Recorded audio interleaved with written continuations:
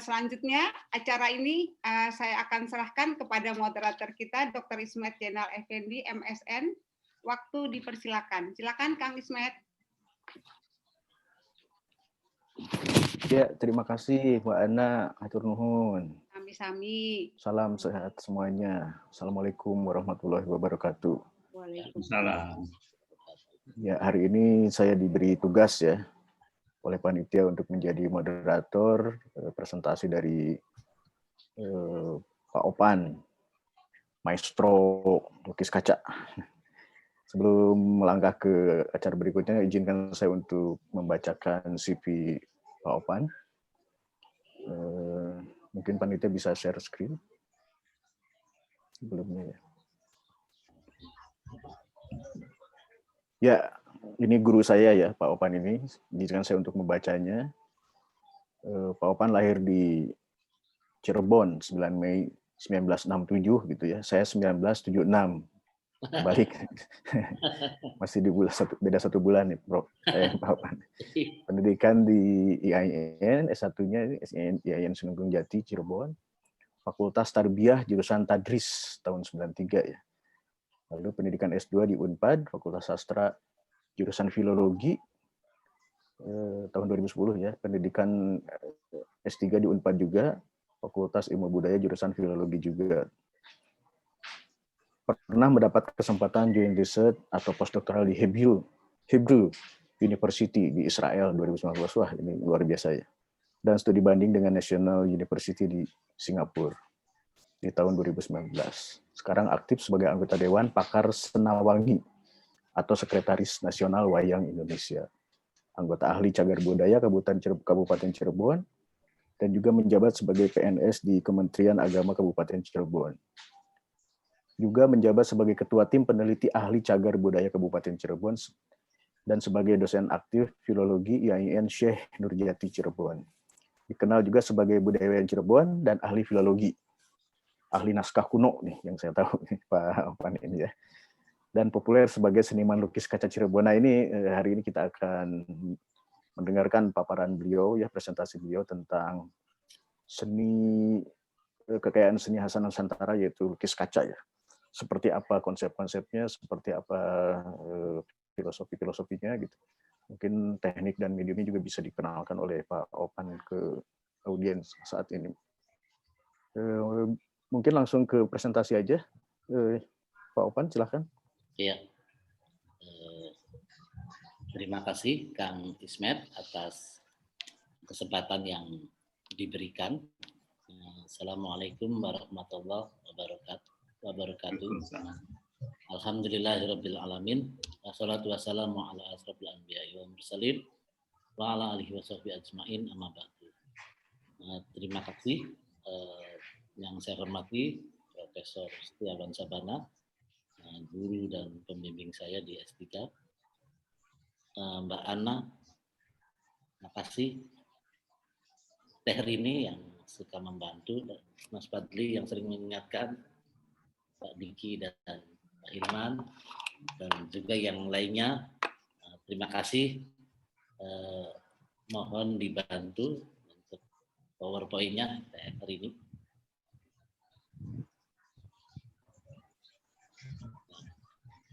Kita mulai dari perkembangan lukis kaca Cirebon. Lanjut, silakan Pak. Lukisan kaca Cirebon itu dimulai dari sekitar tahun 30-an. Mungkin kalau mulainya sudah lama, tapi dari data lukisan kaca yang saya temukan, itu tidak lebih dari tahun 20 dan 30. Jadi saya hanya mencatat yang ada faktanya. Namun yang faktanya saya belum lihat, saya belum berani mencantumkan. Tapi Ibu Faizah Dasuki yang lulusan ITB tahun 79, dia pernah menemukan lukisan kaca yang dibuat oleh Pangeran Brataningrat di Keraton Kanoman. Tapi saya ketika mengecek lagi belum saya temukan lukisan kaca yang ini. dan itu dilukis oleh Pangeran Brataningrat sekitar tahun 1700-an. Kemudian baru lukisan kaca itu muncul di permukaan itu lewat seorang dosen grafis ITB, Pak Haryadi Suwadi, bapaknya Mas Radi. Beliau dari tahun 72 meneliti lukisan kaca di Cirebon, dan waktu itu beliau punya obsesi memamerkan lukisan kaca itu di Galeri Sumarja. Ketika di Cirebon, orang yang menjadi sasaran untuk ditampilkan karyanya di Galeri Sumarja itu adalah Ki Lesek atau Ki Dalang Sudarga. Namun Ki Lesek ini pelukis kaca yang laris pada tahun itu sekitar 72, tidak memiliki karya, hingga yang beliau merekomendasikan Rastika. Waktu itu Rastika belum punya nama, belum apa-apa, tapi beliau punya bakat yang sangat bagus. Dan akhirnya Pak Haryadi menemukan Rastika dengan karya-karyanya yang sangat banyak. Sekitar tahun 78, lukisan Pak Rastika dipamerkan di Galeri Sumarja. Dan waktu itu laris, dan lukisan kaca banyak ditulis di majalah ya. Dulu ada majalah Femina, majalah Kartini. Saya baca majalah itu di majalah tante saya. Dan saya sobek itu yang ada lukisan kacanya, saya ambil, dan saat itu booming lukisan kaca. Salah satunya saya yang tertarik itu berdasarkan berita yang ditulis di koran itu. Nah, kemudian Rastika itu diikuti oleh R. Sugro.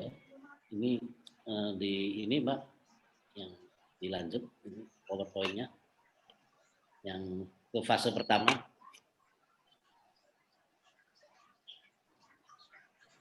Ya, nah, jadi ini angkatan pertama sebelum Rastika sebetulnya ada ini, Pangeran Aruna Martaningrat, Kalam, dan Ki Dalang Sudarga atau Ki Lesek. Ini Ki Lesek ini sudah keliling 30 negara karena dia punya menantu orang Belanda. Dan dia juga karyanya sangat bagus. Tapi pada saat Pak Haryadi ke situ, tidak ada karya yang tersisa. Jadi beliau merekomendasikan Rastika. Lanjut deh ini. Angkatan kedua. Angkatan kedua ini kita tahun 70, tahun 90-an ya. Tahun 90.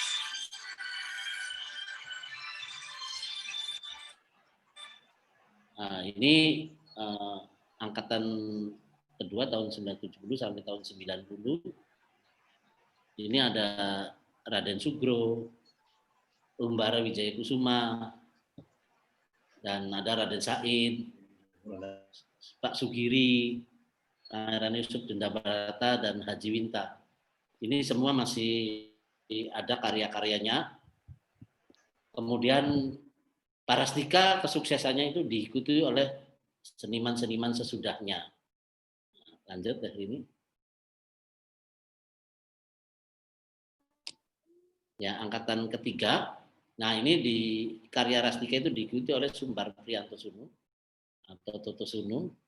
Nah, Toto Sunu ini adalah pelukis yang sangat berani. Beliau membuat ukuran yang lebih besar. Lukisan kacanya itu ada ukuran 2 meter kali 1 meter. Yang waktu itu tidak biasa membuat ukuran seperti itu. Juga beliau menggunakan teknologi cat semprot ya, untuk memunculkan perspektif dan benda-benda. Dan ini sampai sekarang termasuk pelukis kaca yang tersukses. Karena beliau itu sampai ada lukisan kacanya yang dihargai sekitar 50 jutaan. Kemudian ada Pak Ruhul Mukhlas, beliau dulunya desainer batik, angkatannya Peter C. Tapi beliau juga mencoba di lukis kaca dan hasilnya sangat bagus. Kemudian ada Astika, ini bukan anaknya Rastika ya, tapi Astika yang memiliki karya-karya yang banyak menghiasi hotel-hotel di Cirebon. Karyanya sangat detail, sangat menjelimet dengan nuansa tradisi, nuansa batik yang sangat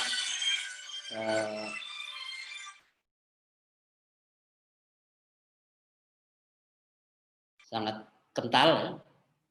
Kemudian ada Nono Suara yang sampai sekarang masih berkarya, beliau sangat aktif hingga karyanya sangat banyak. Ada Andi Rahman dan Eryudi. Eryudi ini adik dari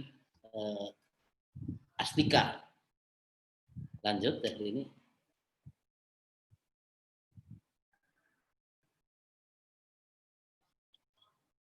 Nah, ini angkatan keempat.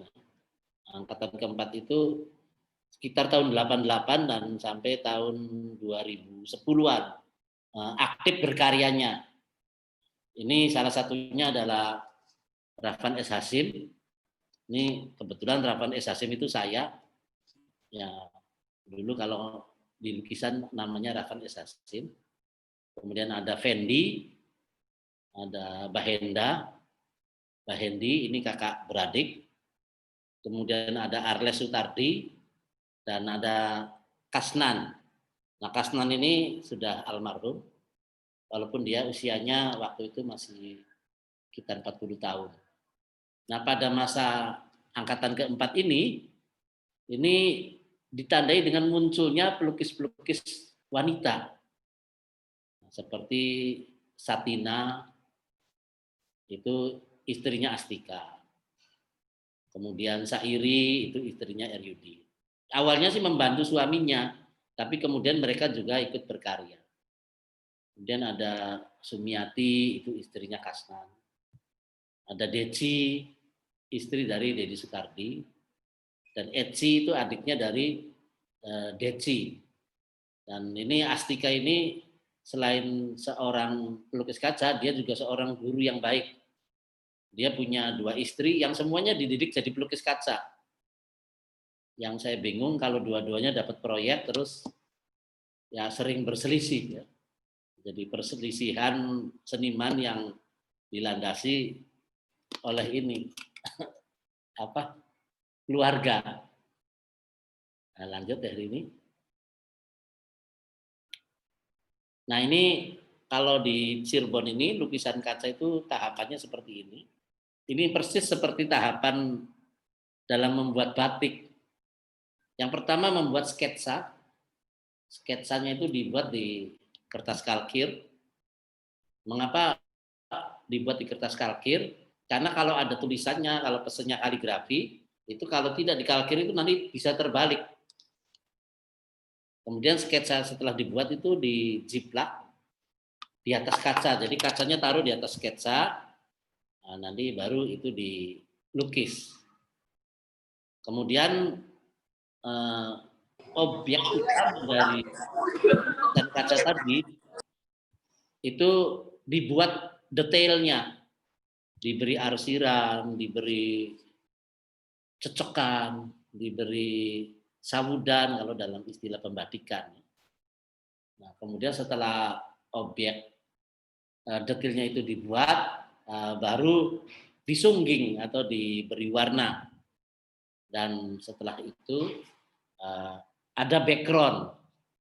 Nah, background itu setelah objek utama dari lukisan tadi dan objek pendukung, dan objek pendukungnya itu biasanya megamendung dan wadasan. Nah, kemudian baru diberi background dan setelah itu framing. Lanjut Mbak Rini. Nah, ini salah satu contoh karya.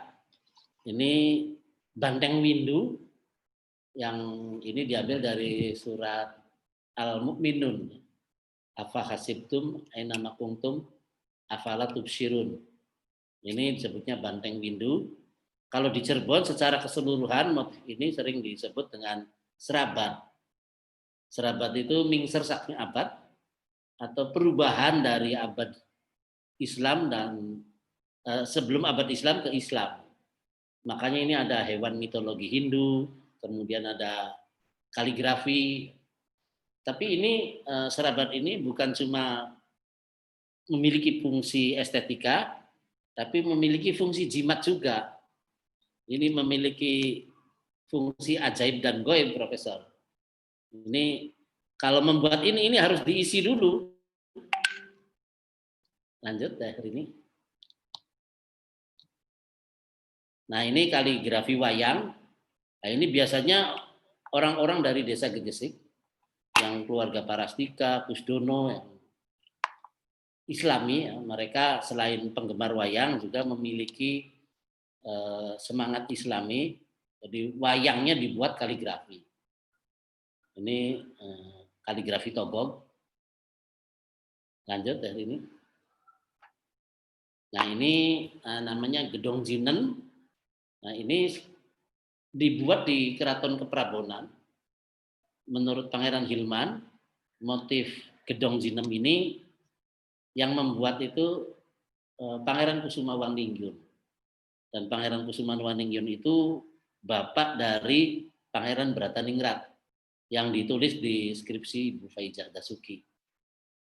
Tapi lukisan ini dibuat berulang-ulang dengan motif pendukung yang berbeda.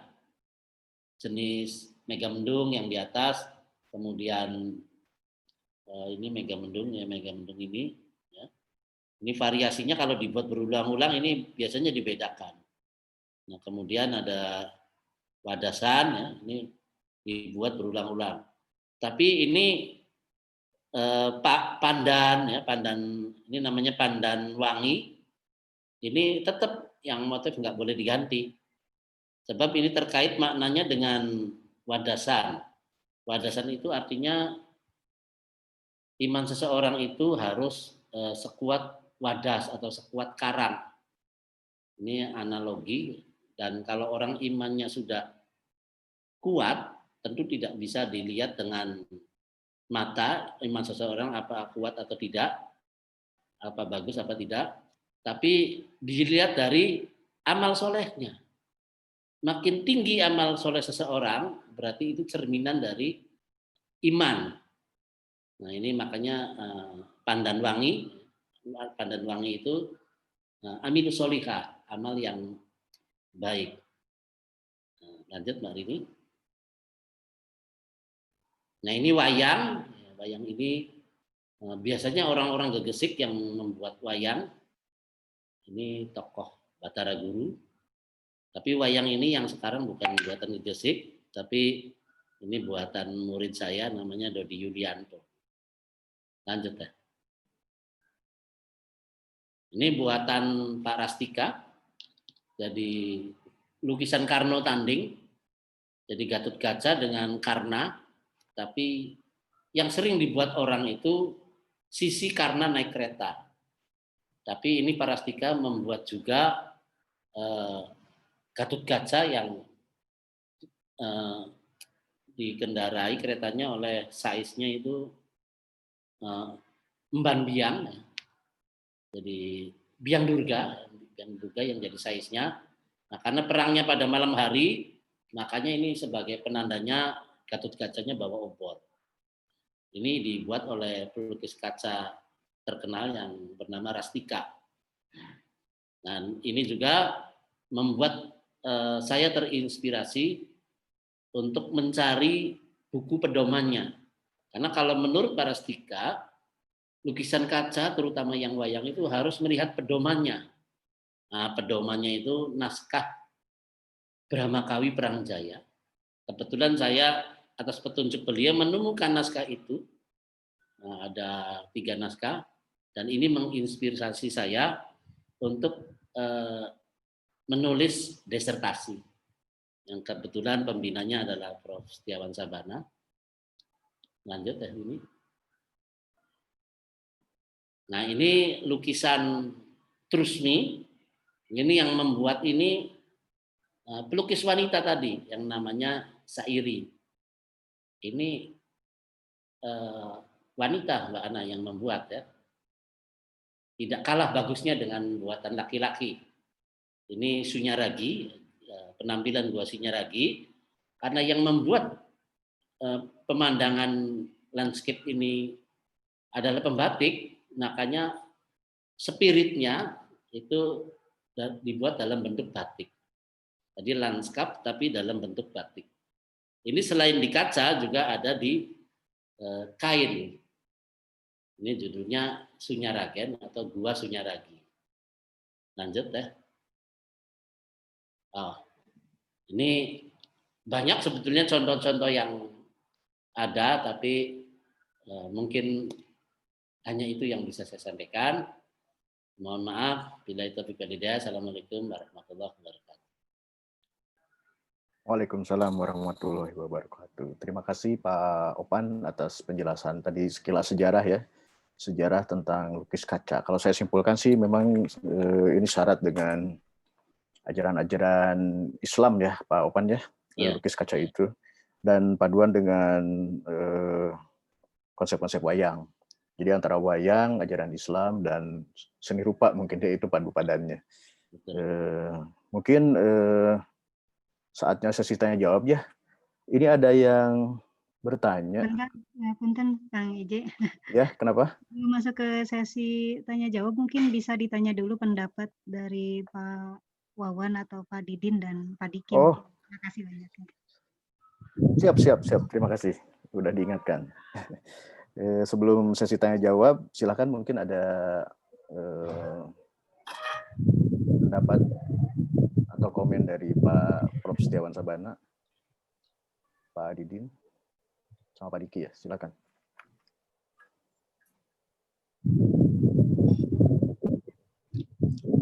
Pak Wawan dulu. Mau Pak Sirajudin, silakan. Ya, saya hanya ingin menyatakan kekaguman terhadap lukisan kaca yang saya sendiri walaupun bukan pelukis kaca tapi saya merasakan nikmatnya melukis kaca gitu ya. Nah kemudian saya pernah menyusuri tentang asal-usul sejarah lukisan kaca, menemukan bahwa Nabi Sulaiman itu memerintahkan para senimannya untuk membuat patung-patung dari gelas, maksudnya dari kaca gitu ya. Nah patung-patung yang dibuat oleh Sulaiman itu adalah para pahlawan, orang-orang soleh, para ulama gitu, untuk dijadikan contoh gitu. Itu berarti lukisan kaca, tradisi itu sudah berlangsung lama. Walaupun ada yang mengatakan asal-usulnya mungkin dari Cina. Tapi kenyataannya bahwa di zaman Sulaiman itu istana dan lukisan-lukisan itu banyak dibuat dari kaca, seperti yang termaktub di dalam Al-Quran juga tentang Siti Bilqis yang mengangkat kainnya karena mengira lantai itu kolam, padahal itu kaca gitu ya. Nah kemudian yang kedua yang saya temukan juga soal ini, Macan Ali itu tadi Pak Kang Opan, Macan Ali yang disebut-sebut tadi itu di dalam tradisi kaligrafi itu ada tradisi dan hobi melukis gambar macan, tetapi isinya tentang Ali, keluarganya, Fatimah, untuk menyimbolkan bahwa Ali itu memang pahlawan, seorang yang gagah perkasa, seorang pejuang Islam yang hebat dan dahsyat.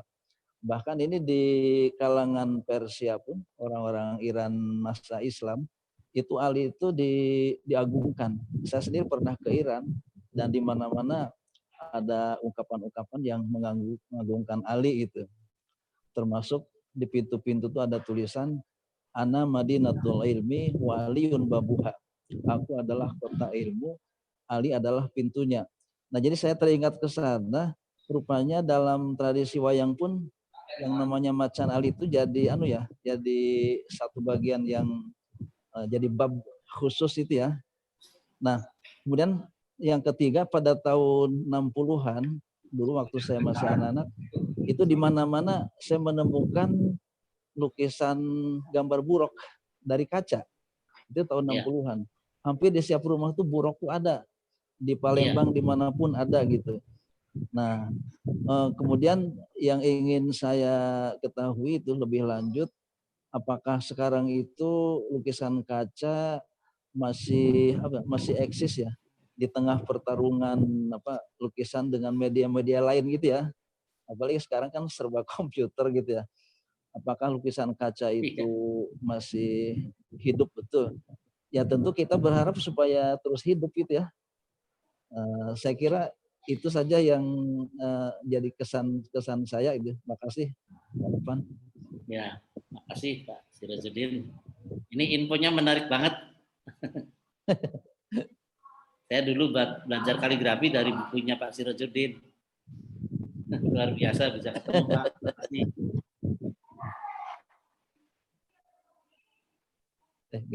Gini. Silakan Prof. Setiawan mungkin atau Pak Diki.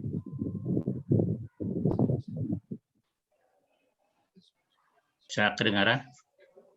Kedengar Prof. Ya, Jelas. Prof. Sangat Baik, jelas. Jelas, Prof. terima kasih atas kesempatan. Saya tadi menyimak perkembangan atau kesejarahan tentang lukisan kaca yang di sana sini dimulai di Galeri Sumarja ya.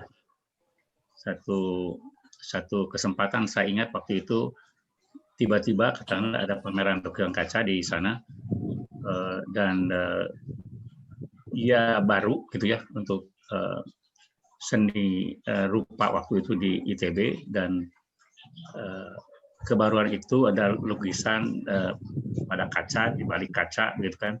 Dan kebetulan di sana waktu itu di ITB Pak Haryadi Swadi almarhum menjadi pelukis yang berasal dari Cirebon yang memang mengandalkan lukisan kaca itu. Jadi waktu itu lukisan kaca modern itu langsung identik dengan Haryadi Swadi gitu ya.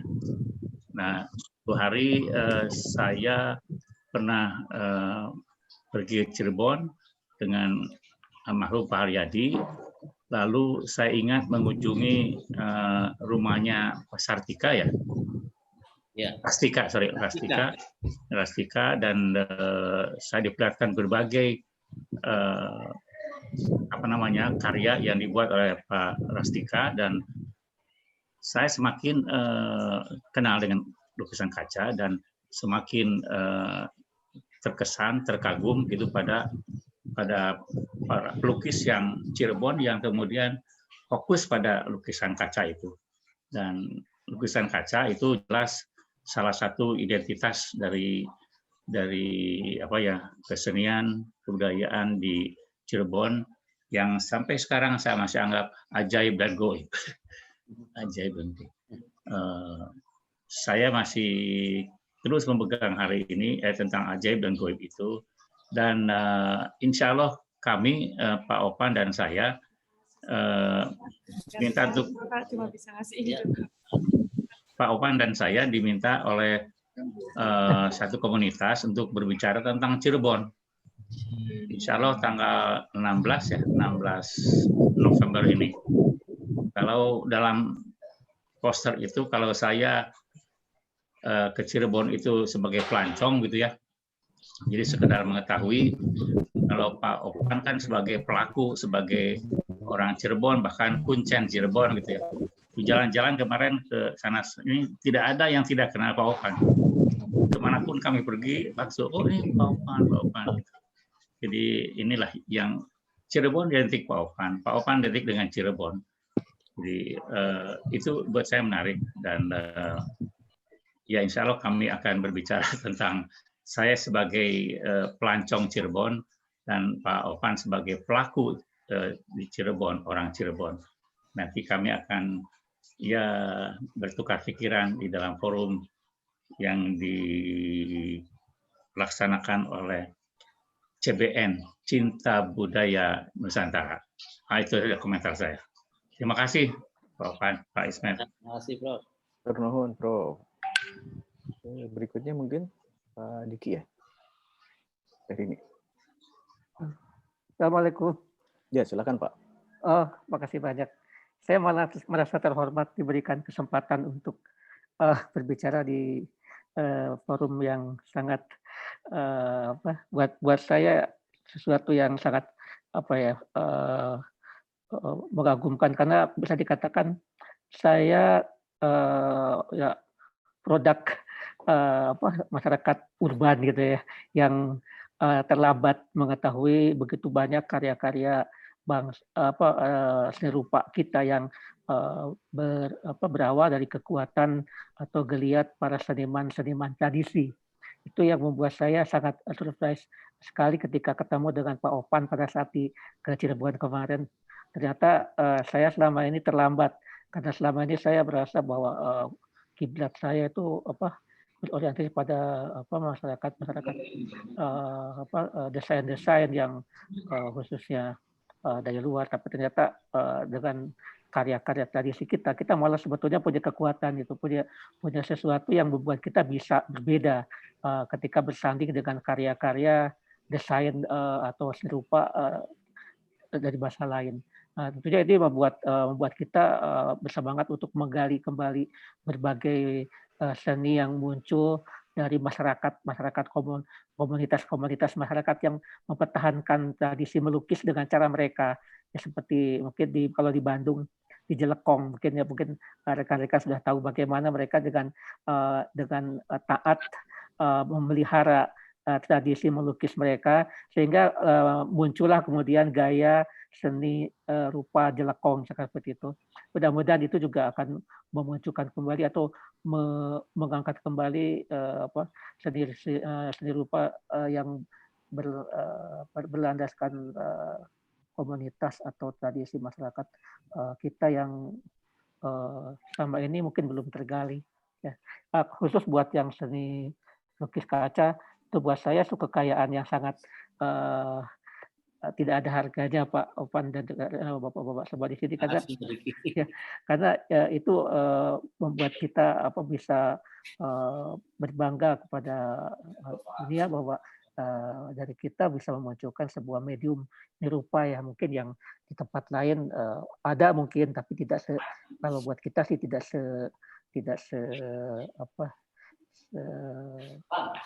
tren yang kita lihat di Cirebon gitu ya. Saya sempat browsing juga sambil lihat karya-karya yang ada di dunia terkait dengan lukisan kaca. Ternyata tidak ada yang mirip dengan kita, semuanya berbeda. Itu yang membuat kita mungkin harus memastikan bahwa lukisan kaca Cirebon ini bisa tetap lestari. Tentunya dengan keterlibatan seniman-seniman kaca maupun dari akademisi maupun siapapun yang kemudian dapat menggali lebih jauh kekuatan lukisan kaca itu. Misalkan tidak tertutup kemungkinan lukisan kaca digabungkan dengan medium-medium masa kini, Pak ya, dengan virtual reality, kemudian dengan seni videografi dan lain-lain, dan bagaimana seni rupa dengan medium kaca itu kemudian bisa mengambil peranan dalam perkembangan seni rupa kita yang secara kontemporer, memberi ruang bagi kolaborasi berbagai medium yang ada. Itu saja mungkin Pak Pan, Pak Prof. Wawan, Pak Didin, pengamatan saya yang selama ini mungkin ketinggalan. Aduh, ternyata saya sangat ketinggalan, ternyata banyak yang terlupakan atau terluput dari perhatian saya selama ini. Nah, enggak, silakan Pak. Ya, makasih Pak Diki. Terima kasih Pak Diki.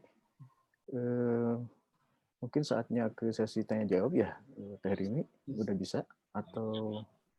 Tinggal tanya jawab. Pak Ismail boleh nanya nih? Boleh, silakan. Silakan Pak Hilman. Kang Hilman, silakan. Ini ada beberapa pertanyaan juga lewat chat, tapi silakan Pak Hilman dulu. Pak Opan tadi udah menguraikan periodisasi gitu ya. Tahun sekian.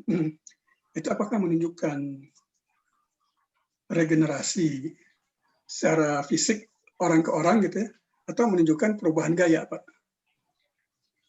Karena apakah dari generasi-generasi itu objek yang digambar berubah, corak yang digambar berubah, isu yang digambar berubah. Karena saya pernah lihat ada lukisan kaca di daerah lain ya, itu membuat satir yang secara korelasi dengan zaman sekarang itu cocok. Misalnya ada Petruk jadi ratu gitu ya, kiri kanannya perempuan terus pegang bir dan sebagainya gitu. Tapi figurnya tradisi ya, tapi isunya itu isu masa kini, Pak. Itu aja Pak, saya ingin nanyakan apakah periodisasi itu juga menunjukkan perubahan gaya gitu, perubahan isu, perubahan tema atau teknik juga gitu. Oke, silakan Pak. Ya, silakan Pak Opan. Ya, terima kasih Pak Hilman. Suara saya jelas nggak Pak Kang? Jelas Pak. Ya, makasih. Periodisasi itu saya buat berdasarkan usia ya. Awal dia berkarya, awal dia muncul itu sekitar tahun berapa. Tapi juga periodisasi itu ada perubahan gaya juga. Ada perubahan teknik, perubahan isu. Ketika terjadi pemilu yang bagi masyarakat menjemukan, itu juga orang Cirebon menggambar juga. Biasanya tokoh yang diidentikan sebagai tokoh humoris itu punakawan. Ya, ikut digambar juga. Juga ketika banyak orang Jepang yang berkunjung ke Cirebon, ada lukisan-lukisan tema Jepang juga yang diangkat ke kaca. Pernah saya ngelukis sampai 6 lukisan, itu temanya Dewi Kwan Yin. Ya, saya gambar itu juga. Dan harus studi ke kelenteng untuk melihat Dewi Kwan Yin itu sosoknya seperti apa. Dan saya juga pernah melihat adanya perubahan-perubahan teknik yang dari Rastika itu yang pola-polanya itu kan tradisional. Kalau periode-periode awal itu polanya tradisional. Latar belakang itu cuma polos. Kalau di Cirusui disebut itu latar belakang tembokan. Kemudian perkembangannya ada yang menggunakan spons yang hingga kelihatan seperti natural. Ada yang latar belakang itu berbentuk seperti marmer. Dan ini Toto Sunu atau Sumbar Prianto Sunu itu menggunakan lem, menggunakan spray gun untuk membentuk tekstur. Sehingga di latar belakang itu kelihatan ada perspektif jauh dekat. Jadi memang ada setiap generasi itu selain membawa gayanya masing-masing, juga memunculkan teknik-teknik yang khas. Nah, itu catatan saya Pak Hilman. Terima kasih. Ya, terima kasih Pak Opan, sangat menjawab mungkin ya Kang Hilman. Jadi perubahan generasi itu disertai dengan perubahan-perubahan kecenderungan gaya bahkan eksplorasi media ya yang tadi bahkan teknik ya yang diutarakan oleh Pak Opan. Gitu. Terima kasih penjelasannya Pak Opan. Ini ada pertanyaan lewat chat pribadi, ini mungkin karena ada ketertarikan pribadi juga kayaknya mau nanya ke saya ya. Pertanyaan pertama, di masa-masa awal lukisan kaca, apakah material kaca saat itu mudah diperoleh Pak Opan? Itu yang pertama. Yang kedua, tujuan dari pembuatan lukisan kaca di masa lalu untuk apa tujuannya? Apakah untuk dakwah atau hanya memenuhi kebutuhan estetik? Lalu yang ketiga, apakah perkembangan lukis kaca dipengaruhi oleh keadaan politik pemerintahan kesultanan di masa tersebut? Dan bagaimana dengan kondisi hari ini? Terima kasih, Pak Opan. Ya, terima kasih, Kang Ismet. Yang bertanya Ibu Rini itu, Ibu Rini. Oh iya, Teh Rini. Betul, masa-masa awal itu, terutama menjelang kemerdekaan dan awal-awal setelah kita merdeka, kaca itu sangat sulit. Ini digambarkan oleh Pak Haji Winta yang umurnya sekarang sudah 85, lebih tua dari Indonesia Merdeka. Beliau itu sampai mencari kaca itu dari toko-toko Cina yang ada di Indramayu. Jadi ngambilin toko-toko Cina yang bekas kebakaran, bekas ya mungkin kerusuhan, sampai kacanya itu mengambil dari jendela-jendela seperti itu. Itu betapa sulitnya. Kata Pak Winta itu sekitar tahun 43-an sampai dengan 45 itu sulit sekali mencari kaca. Ini kondisi yang di Indramayu ya. Tapi di Cirebon mungkin lebih mudah, sebab saya melihat karya-karya Pangeran Aruna Martaningrat itu sudah banyak dan ukuran-ukurannya juga tidak mengikuti jendela, mengikuti ukuran wayang. Kemudian juga masa-masa itu ya orang menggambar lukisan kaca ada yang berupa ajaran, seperti yang di Keprabonan. Tadi ada Insan Kamil, ada Gunung Gundul. Itu untuk melestarikan ajaran tarekat. Jadi dari naskah-naskah tarekat yang ada di Keraton Keprabonan, nah itu dipindahkan. Seperti model Macan Ali. Macan Ali itu kan dari bendera, itu bendera Keraton Cirebon itu benderanya Macan Ali. Yang dulu itu digambarkan di batik, di ukir kayu. Nah, ketika muncul tren melukis kaca, nah, itu baru digambarkan di kaca. Dan sekarang yang muda-muda itu banyak sih sebetulnya yang ingin melakukan perubahan. Tetapi itu terkendala teknis. Tapi sekarang tema-tema naturalis, tema-tema karikatur, umumnya lukisan kaca itu dekoratif, tapi yang tema-tema naturalis itu sudah banyak bermunculan. Seperti gambar Yesus, ya, terkadang orang-orang yang Nasrani itu pesen Yesus. Ya sekarang udah banyak yang bisa menjangkau teknik-teknik natural yang di kaca itu sangat sulit. Dan perkembangan teknis juga untuk membuat kontur, untuk membuat garis di kaca, kalau dulu menggunakan koas. Jadi untuk membuat garis kecil itu susahnya bukan main. Kemudian menggunakan pena tutul, pena yang orang zaman dulu, menggunakan tinta bak. Nah ini lebih bagus. Nah, setelah ditemukannya Rafido, yang pakai alat itu, yang alat ballpoint, yang isi ulang itu lebih mudah. Saya pribadi masih menggunakan pena tutul. Jadi teknik-teknik itu berkembang dengan mungkin temuan-temuan si senimannya atau background pendidikan, ada seiring dengan perkembangan. Jadi perkembangan lukisan kaca itu ada catatan anak zaman juga ya. Jadi tergantung background si pelukisnya. Kalau yang cuma mengekor, rata-rata tidak tercatat. Rata-rata mereka hanya mendapatkan uang. Tapi kalau yang tema-temanya selalu diperbaharui, ini yang selalu diminati. Itu mungkin Teh Rini, Kang Ismet.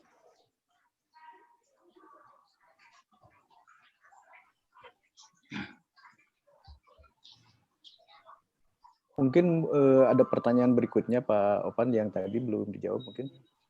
Ya. Apakah perkembangan lukis kaca tadi dipengaruhi oleh keadaan politik pemerintah kesultanan? Iya, betul. Kalau tema-tema Thorikot Sataria itu populernya di Keraton Keprabonan. Sementara kalau kesepuan itu lebih umum, wayang atau banyak kan wayang ya. Kalau tema-tema tasawuf itu di sekitar Keprabonan dan keturunan keraton yang ada di luar, itu kebanyakan mengangkat itu. Tapi keraton juga enggak memberi order harus ngikut ini, enggak. Jadi seniman tetap menjadi penguasa di atas pena itu, di atas kaca. Kalau perkembangan politik saat ini sifatnya mengkritik keadaan. Seperti yaitu misalnya Jongkring Jadi Raja, tema-tema ponakawan. Itu Kang Ismet.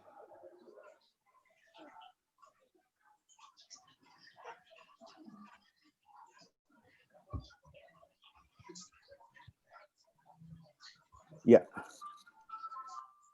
teman-teman mungkin ada yang mau bertanya lagi. Tadi luar biasa sekali ya ternyata lukisan kaca itu kalau digali lebih dalam gitu. Penelitian mengenai hal ini udah banyak mungkin ya Pak Opat ya tentang lukisan kaca ini.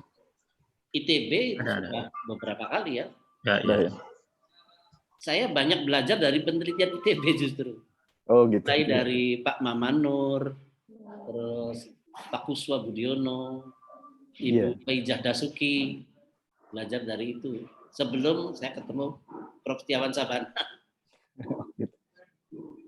Ya maksudnya ini kan kaitannya dengan budaya Islam yang saya pahami ya. Islam tasawuf mungkin ya dalam hal ini Pak Opan ya. Jadi kebudayaan Islam yang direspon oleh masyarakat Cirebon dengan seni rupa dan konsep pebayangan itu yang menarik gitu dan ditampilkan dalam lukisan yang ringkih gitu ya. Secara medium kan sebenarnya ringkih itu kaca itu ya. Makanya ketebalannya itu ada batasan nggak sih Pak Opan? Maksudnya ada ukuran apakah yang ketebalannya itu minimal, maksimal gitu? Ada ya Pak Opan? Ada. Kalau yang di bawah 1 meter itu saya berani menggunakan kaca yang 5 mili. Kalau di atas 1 meter, nah itu saya pakai 5 mili, harus 5 mili. Nggak berani pakai yang 3 mili. Setelah itu kan belakangnya itu dilapisi triplek, baru diikat dengan frame. Karena ringkih sekali itu kaca itu. Tapi kalau udah nempel di tembok, ya kita aman ya. Sepanjang lempar batu. Iya. Ya teman-teman silakan mungkin ada yang mau atau yang bertanya silakan mau Pak. Tanya ini Pak ya. Pak Sugeng pribadi ya silakan. Iya. Perkenalkan saya dari Batu Malang, Klemin ya. Pak Klemin. Ini mau bertanya Pak, apakah kalau kita lukisan kaca itu ketebalan itu pengaruh terhadap teknis atau hasilnya? Dan yang kedua, saya kalau menurut saya sendiri sih nggak tahu ini atau benar atau salah, korektor lukisan kaca itu sangat jarang sekali. Ya, mungkin itu Pak. Terima kasih. Assalamualaikum warahmatullahi wabarakatuh. Waalaikumsalam warahmatullahi wabarakatuh. Terima kasih Pak Klemin. Silakan Pak Opan dijawab tentang teknis mungkin ya itu. Pengaruh ketebalan terhadap maksimal. Iya betul. Betul Pak. Ketebalan itu ada pengaruhnya dalam teknis membuat lukisan kaca.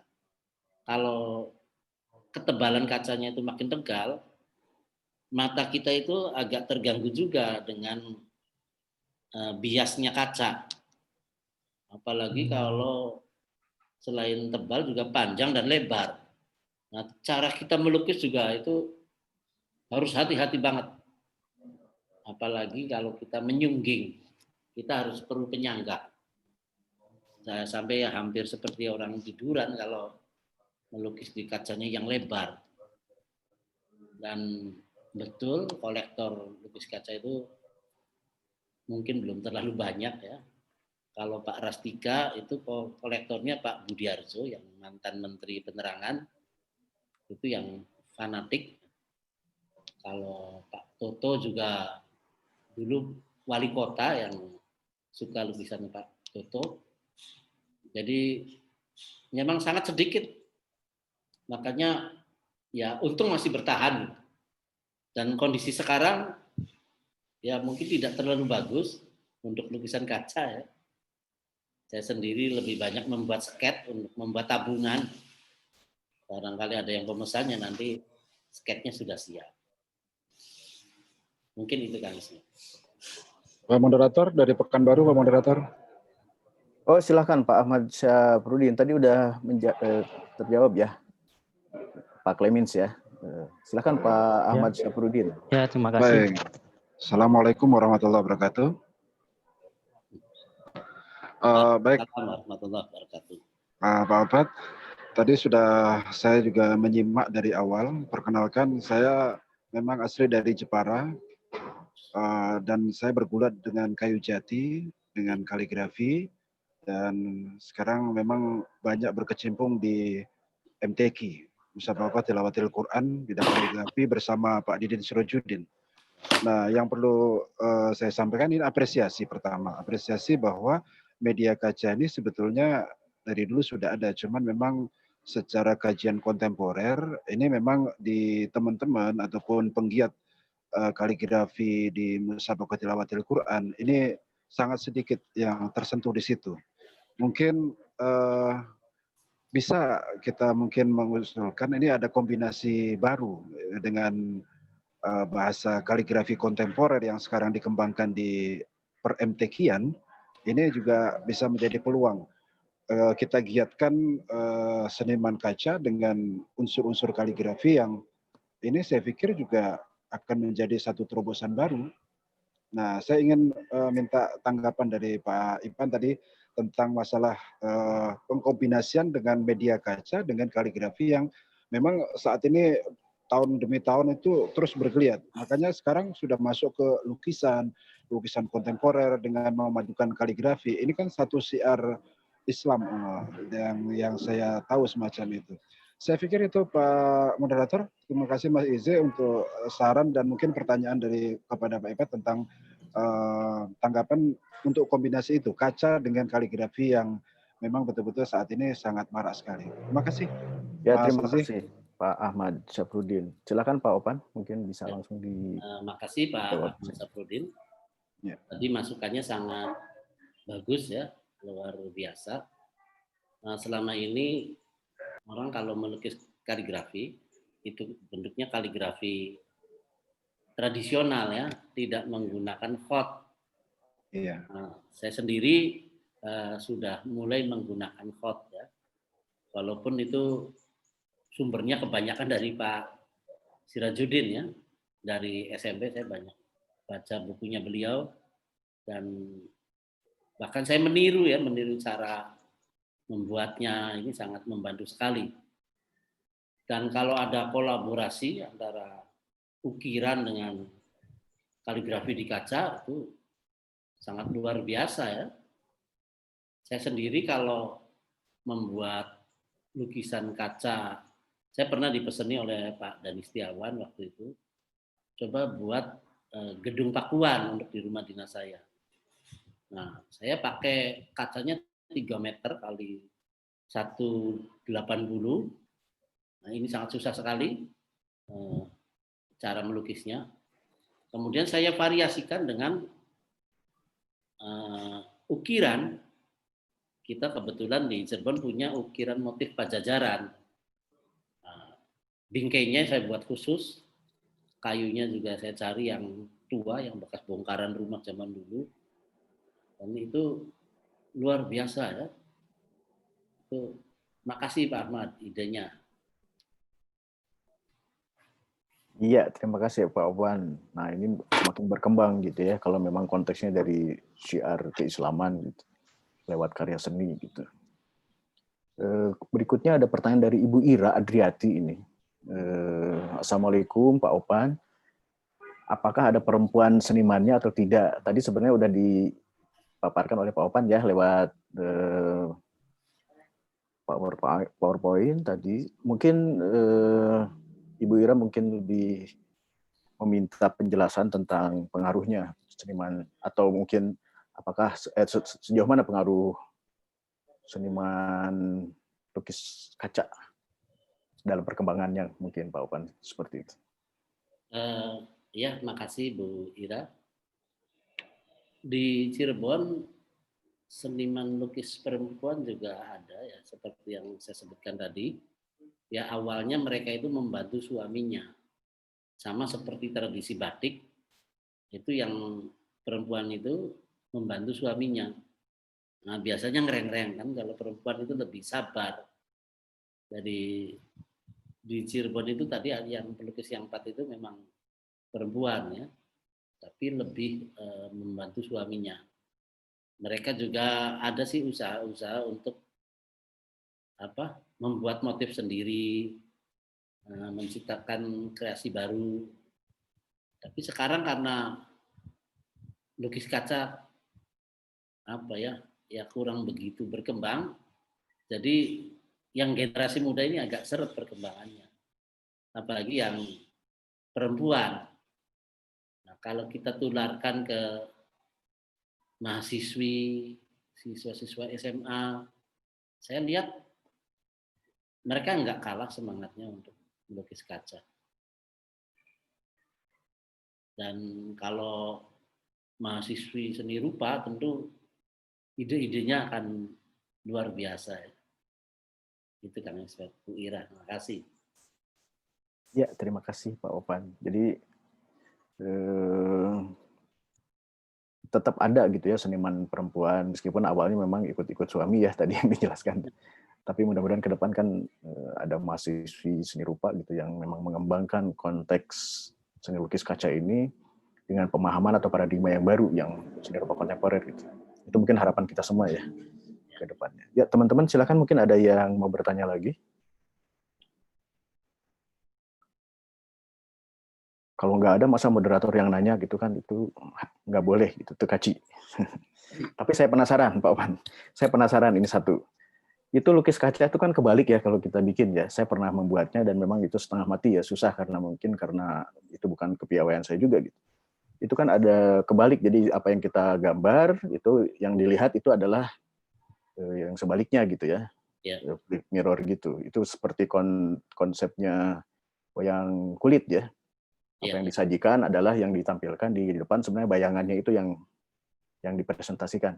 Nah, itu ada konsep filosofisnya nggak Pak Opan itu tentang melukis dengan terbalik seperti itu atau perubahan perspektif gitu ya. Terima kasih Pak. Ini untuk memancing yang lain bertanya aja. Iya, Kang Ismet, menurut Pangeran Yusuf Dendabrata, manusia itu punya sisi yang terbalik, sama seperti kaca. Kalau dilihat dari depan itu kaca itu bagus lukisan kaca. Tapi kalau dilihat dari belakang itu kurang bagus. Jadi manusia itu punya dua sisi baik dan sisi buruk. Zaman dulu di Cirebon kaca itu disebut pengilon. Pengilon itu artinya penimbang. Jadi ya kalau kita sudah memilih dia, ya mungkin sebelum nikah akan kelihatan yang baiknya saja. Tapi begitu nikah, sisi baik dan sisi buruk itu akan selalu ada. Jadi kaca itu artinya penimbang katanya. Kata Bang Arya itu penimbang. Jadi kita harus menghargai pilihan kita. Itu filosofinya seperti itu. Itu Kang Ismet.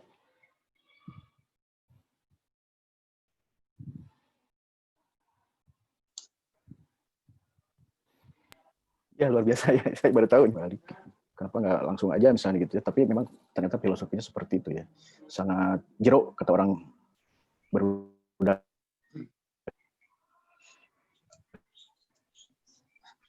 Saya komentar boleh?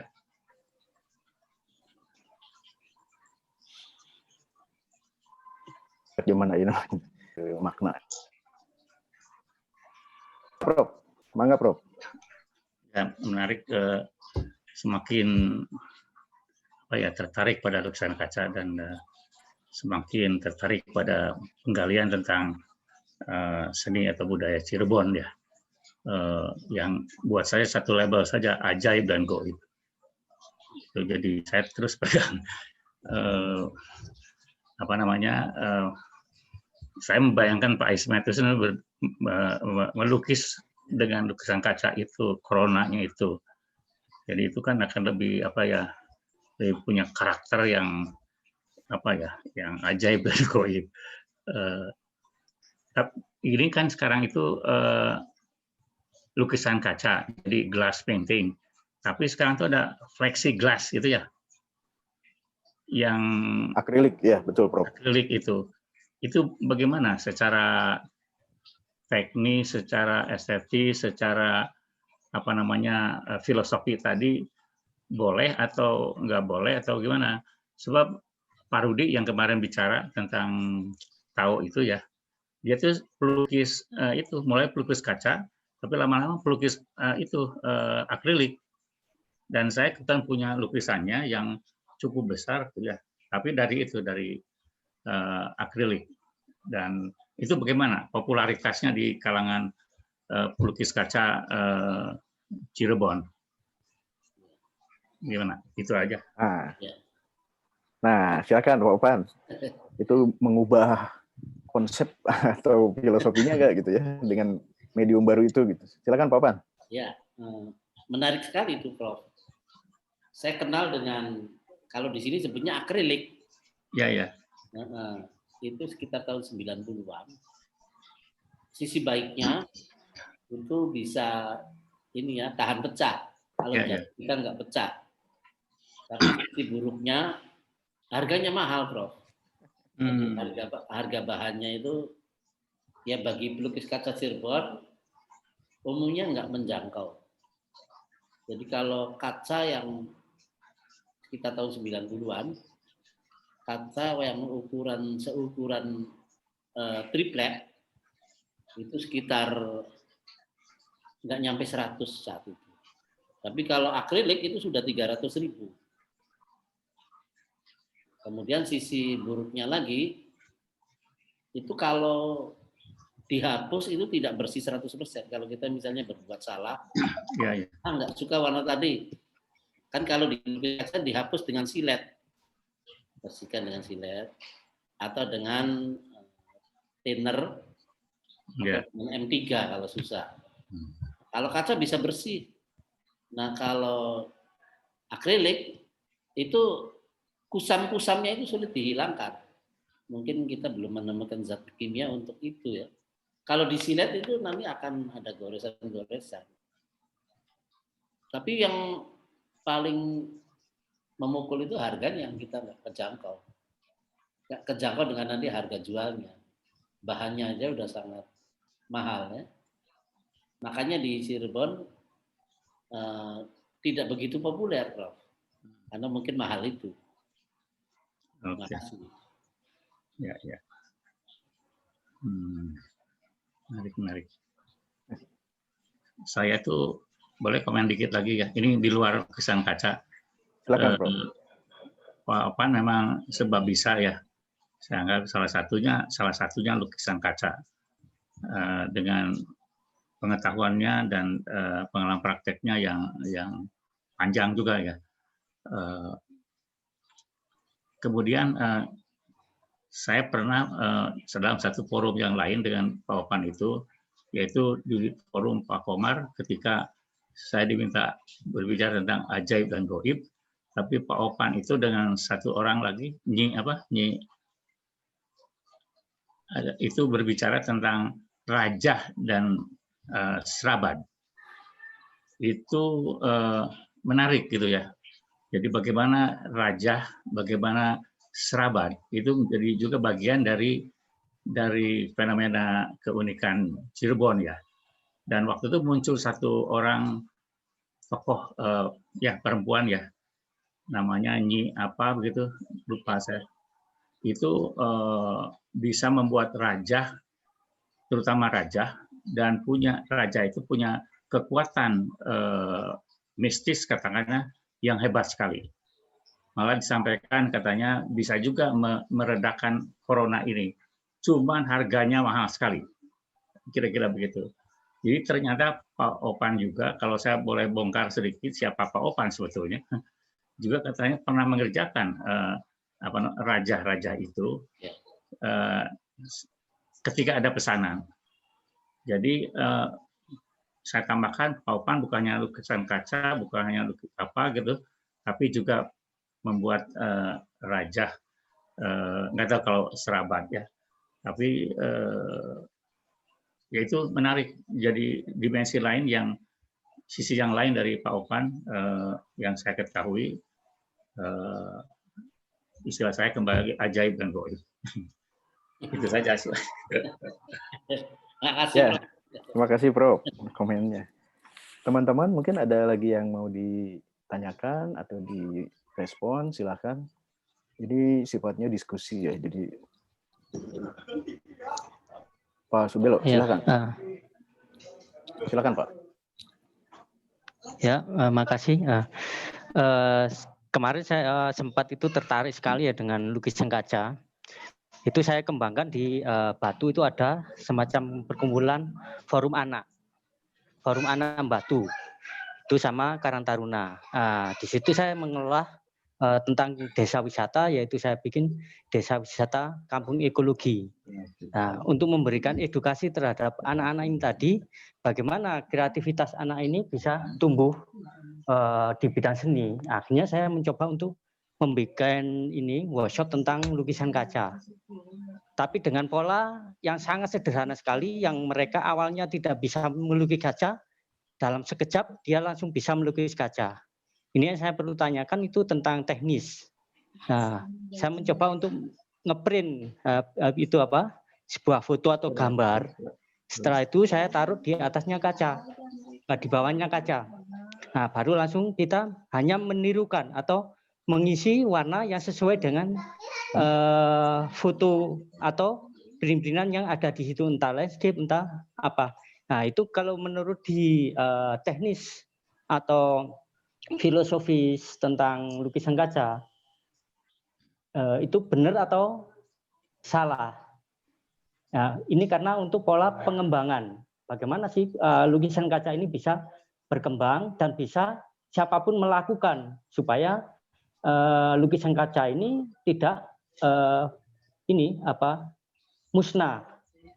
Nah, di situ ya. Sekarang sudah ada juga ini dari yang saya kasih materi ini masih mengembangkan, tapi polanya untuk hiasan dinding, terus dikasih ini tempat bandol kunci atau tempat bandol topi, itu dikasih frame gitu. Nah, mungkin itu yang saya perlu tanyakan, apakah sah dengan pola-pola pakai teknik semacam itu, ataukah ini sudah ini lepas dari filosofi lukisan kaca itu sendiri. Nah, terima kasih. Assalamualaikum warahmatullahi wabarakatuh. Waalaikumsalam. Oh iya, tadi Pak Clemens ya yang nanya. Karena di layar saya Pak Subelo yang nyala. Oke, silakan Pak Opan direspon. Ya, Pak Subelo, terima kasih. Kalau paham lukisan kaca tradisional itu, lukisan kaca yang dibuat di balik media kaca. Jadi negatif ya. Prosesnya memang dari depan, nanti dilihatnya itu terbalik. Dari belakang. Nah, dari belakang. Kalau secara tradisi seperti itu. Tapi kalau dalam perkembangannya kan macam-macam ya. Nah, kalau di Cirebon yang diakui lukisan kaca seperti itu. Dan tahapannya itu yang pertama itu kita membuat seperti batik, membuat kontur, membuat outline-nya. Yang paling mudah tentu membuat kartun atau membuat kaligrafi. Kita buat dulu outline-nya, nah, kemudian outline-nya itu nanti kita isi dengan warna. Kalau warnanya sudah jadi, objek utamanya, baru itu background-nya. Nah, tahapannya seperti itu. Nah, tahapan yang Bapak buat itu ya bisa pakai pola seperti itu, tapi tergantung temanya. Kalau di kaca itu, yang optimal itu bentuk dekoratif. Yang garis dan warna itu ada pemisah yang begitu kuat. Kalau membuat lukisan kaca dalam tema lain seperti natural, ya bisa yang seperti Bapak sebutkan tadi. Dan sah tidaknya sebuah karya, saya kira semuanya sah.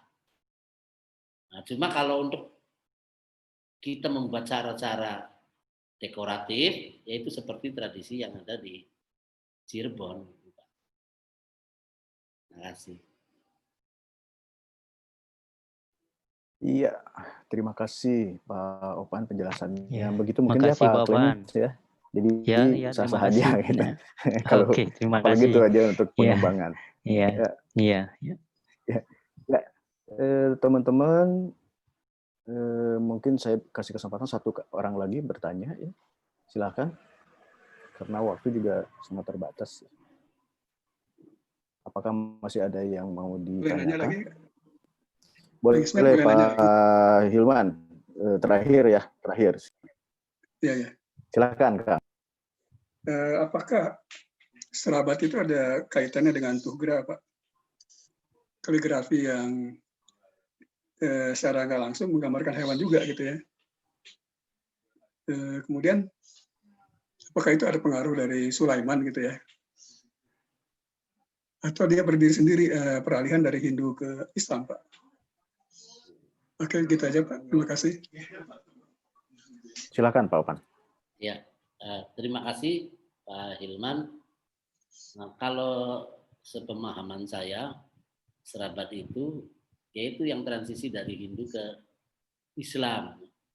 Motif-motifnya itu banyakkan dari hewan-hewan mitologi Hindu. Tapi ada juga hewan yang dikreasi sendiri. Misalnya 3 hewan digabung jadi 1. Nah, tapi kemudian isinya itu kaligrafi. Dan kaligrafinya itu doa. Isinya doa-doa, misalnya doa tolak bala kebanyakan.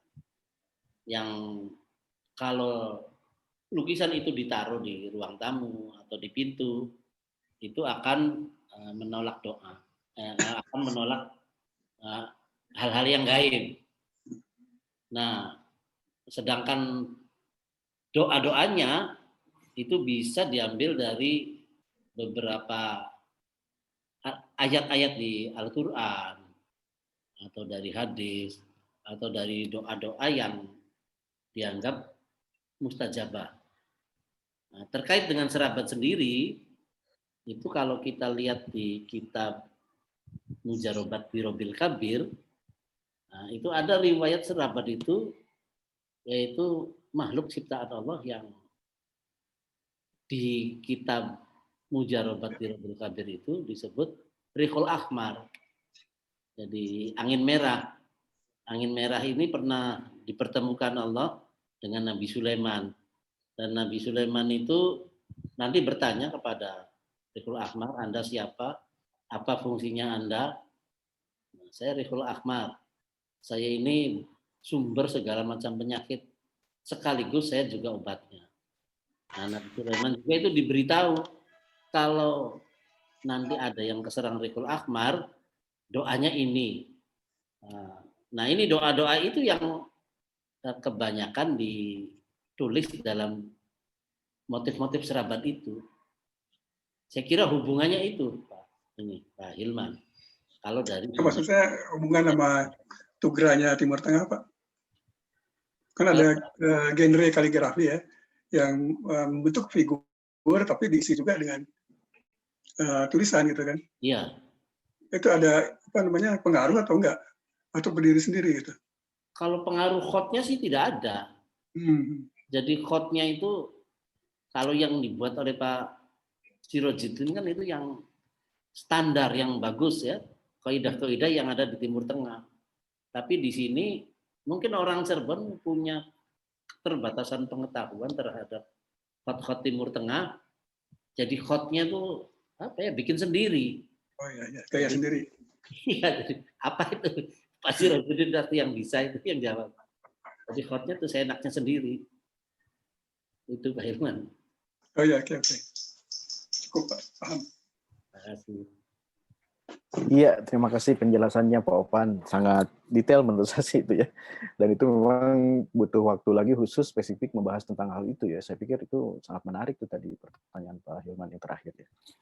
Ya, teman-teman, mungkin karena waktu juga ya kita akhiri sesi diskusi ini. Saya hanya bisa menyimpulkan bahwa lukisan kaca memang sangat menjadi kebanggaan kita sebagai hasanah tradisi Nusantara yang patut kita lestarikan, kita banggakan, dan kita share ke dunia internasional gitu, bahwa ini di Cirebon nih, yang kata Pak Prof itu ada konteks ajaib dan goib gitu, memang ini sangat menarik gitu. Bagaimana budaya Islam itu direspon sedemikian hingga dengan seni rupa gitu ya, dengan teknik-teknik yang khusus gitu dalam bentuk lukisan kaca. Nah ini tugas kita bersama memang untuk melestarikan hal ini gitu, dan menjadikan hal ini sebagai kebanggaan kita semuanya gitu. Dan saya atas nama panitia ditunjuk sebagai moderator mengakhiri sesi tanya jawab ini sekaligus mengakhiri sesi diskusi.